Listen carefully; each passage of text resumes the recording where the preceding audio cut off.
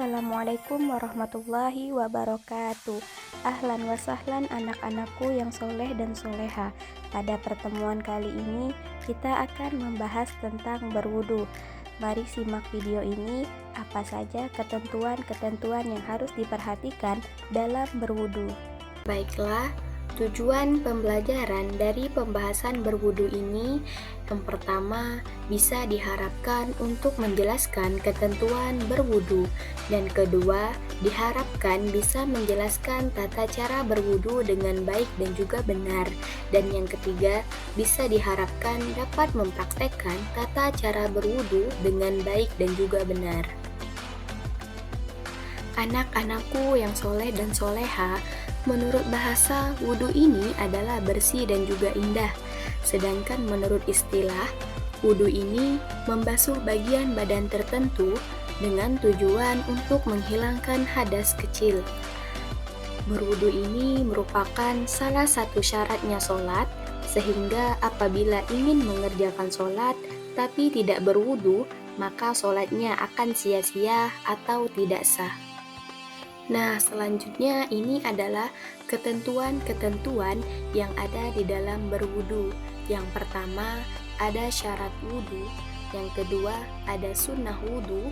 Yang ketiga, rukun wudu. Dan yang keempat, pembatal wudu. Syarat berwudu. Syarat merupakan salah satu hal yang harus dipenuhi dalam melakukan suatu ibadah tertentu.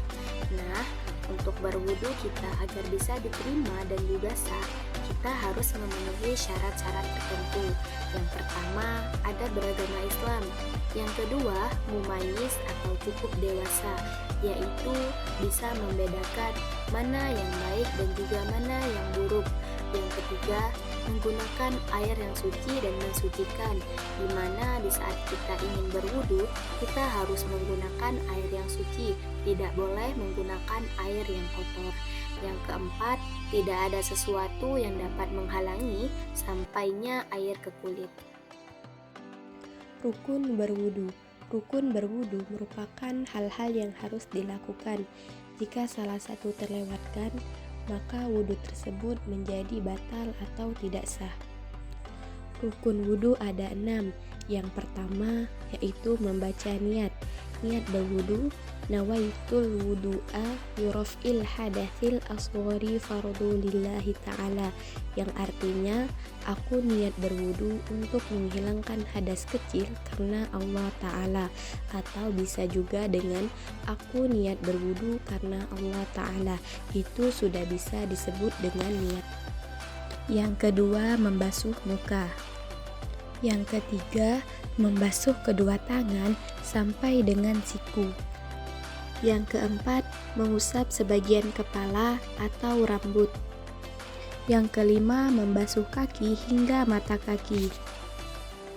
Yang keenam atau yang terakhir yaitu tertib. Saat melakukan rangkaian wudhu, kita harus tertib melaksanakannya. Selanjutnya, sunnah berwudu. Sunnah berwudu merupakan hal-hal yang boleh dilakukan menyertai rukun wudu yang harus dilakukan tadi. Insya Allah kita akan mendapatkan pahala lebih jika kita mengerjakan sunnah-sunnah wudu ini. Sunnah-sunnah wudu ini ada 7.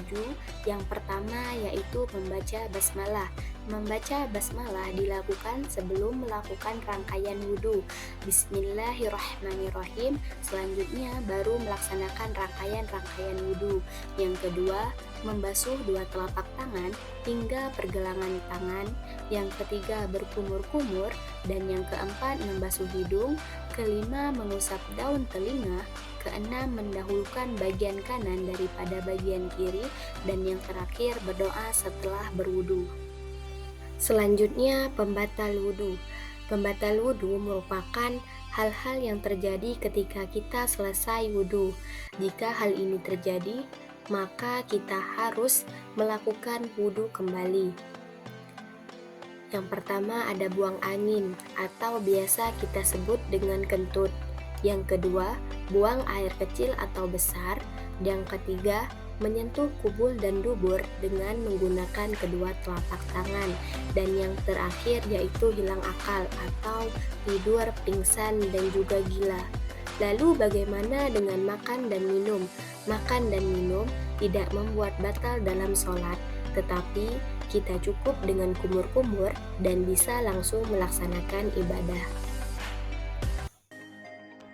Itulah ketentuan-ketentuan yang ada di dalam berwudu.